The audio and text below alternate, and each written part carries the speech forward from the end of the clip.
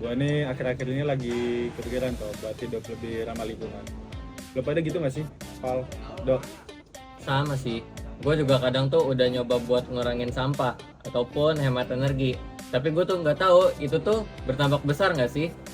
Masalahnya tuh kita tuh tidak tahu buat melacak itu semua masalahnya, dan itu tuh cuma sekedar niatnya doang, nggak ada hasil lainnya.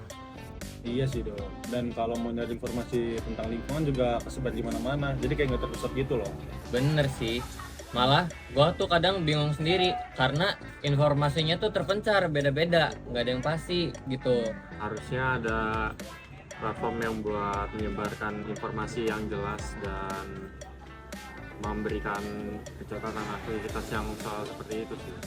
Bener sih. Jadi kita juga bisa lihat progresnya, nggak cuma sekedar coba-coba doang. Gue setuju sih, malah jadi kalau kita punya data ataupun hasil dari apa yang kita lakuin tuh mungkin aja kita tuh bisa aja termotivasi dari hal-hal tersebut. Kayaknya gue kayak pernah lihat gitu platformnya itu dari Reels IG, itu namanya kayaknya EcoTrack dah. Hah? Ecotrack? Gue baru denger tuh. Emang fiturnya apa aja?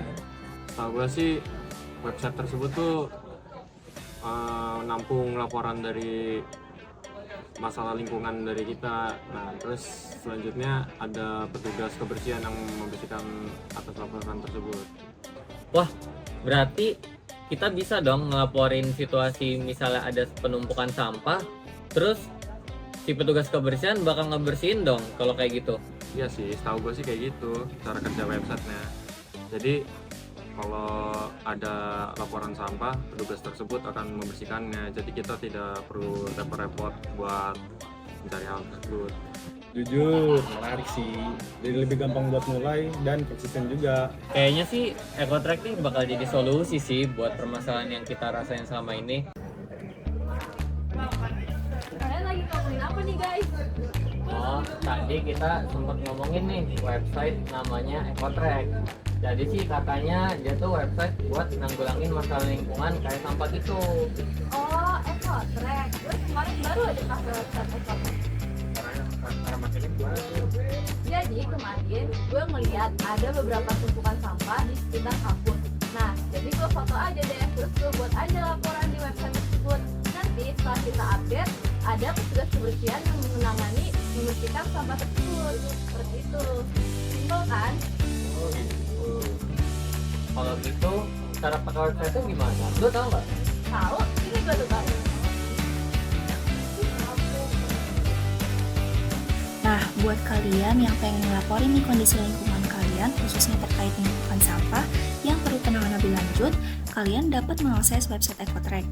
Nah, saat pertama kalian membuka website EcoTrack, kalian akan menemukan halaman awal berupa menu sign up yang digunakan untuk melakukan registrasi bagi pengguna yang belum terdaftar di website EcoTrack. Namun, jika sudah terdaftar, kalian bisa langsung nih pilih menu login. Nah, di login ini kalian dapat input email dan password yang sudah didaftarkan di akun tersebut. Selain itu, tersedia juga opsi login menggunakan akun Gmail ataupun Facebook untuk mempermudah akses. Setelah berhasil login, kalian akan masuk ke halaman utama yang menampilkan dua pilihan pengguna, yaitu masyarakat atau petugas kebersihan. Karena kita berperan sebagai pelapor, maka kita memilih opsi masyarakat. Selanjutnya, kita akan masuk ke halaman homepage masyarakat, yang dimana pada halaman ini terdapat beberapa fitur seperti account setting yang berfungsi untuk memperbarui data diri dan foto profil pengguna. Selain itu, terdapat beberapa menu utama, yaitu home, data, pengaduan, dan statistik. Pada menu data terdapat dua bagian, yaitu daftar aduan dan aduan saya. Nah, di daftar aduan ini berisi laporan dari masyarakat atau pelapor yang telah diterima dan dikonfirmasi oleh admin lingkungan untuk ditindaklanjuti. Sedangkan aduan saya digunakan untuk membuat laporan. Jika kita ingin melaporkan permasalahan sampah, kita dapat masuk ke menu aduan saya, lalu klik buat laporan. Di dalam form laporan, kita perlu mengisi beberapa data seperti judul aduan, foto bukti, titik lokasi, deskripsi kejadian, serta jenis atau tingkat prioritas aduan yang sesuai ada di lingkungan sekitar kalian. Setelah semua data diisi, kalian dapat menekan tombol kirim pengaduan. Nah, laporan yang dikirim nanti bakalan masuk ke admin lingkungan untuk ditinjau dan diputuskan apakah dapat ditindaklanjuti atau tidak. Jika laporan diterima, maka akan masuk ke dalam daftar aduan, yang di dalamnya terdapat timeline atau tahapan penanganan laporan yang berupa terlapor, dikonfirmasi, diproses, hingga selesai penanganan tersebut. Selain itu, terdapat juga menu statistik yang menampilkan data keseluruhan laporan seperti jumlah laporan diterima, sedang diproses, setelah selesai, maupun yang ditolak. Data ini disajikan dalam bentuk grafik serta informasi terkait prioritas penanganan sampah. Nah, untuk kalian yang pengen nih ngelaporin atau merasa terganggu terkait permasalahan sampah di lingkungan sekitar kalian, kalian dapat langsung melaporkannya dan mencobanya secara langsung di website Ecotrack. Jadi di sini saya akan menjelaskan menu dari petugas kebersihan di Ecotrack. Di sini kita pencet saja di petugas kebersihan. Nah, untuk base area ini adalah password dari petugas kebersihan, yaitu petugas 123. Nah, jika sudah memasukkan password tadi, kita memasuki menu dari petugas kebersihan Ecotrack. Nah, jadi sini adalah tugas penanganan sampah. Nah, di dalam menu tugas penanganan sampah ini itu kita bisa tahu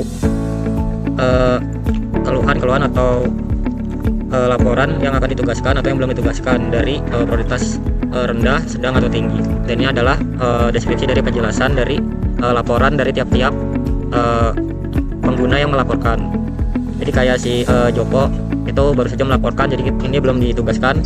Lalu ada Sigit Wahyu, ini sudah ditugaskan di 11 April 2026, dan Gilang Rahman itu sudah ditugaskan di 4 Maret 2026.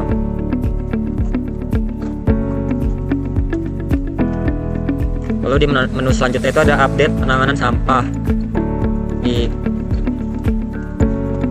Di update penanganan sampah ini adalah updatean dari tiap-tiap laporan-laporan penanganan sampah yang sudah kita laksanakan. Jadi di sini kita bisa mengubah laporan-laporan yang sudah kita laksanakan. Jadi kayak seperti tadi itu belum terlaksana, kita bisa mengubah atau mengupdate hasil laporan dari pelapor itu sudah diselesaikan. Jadi contoh seperti ini kayak Agus Santoso, itu kita sudah selesaikan di prioritas tinggi.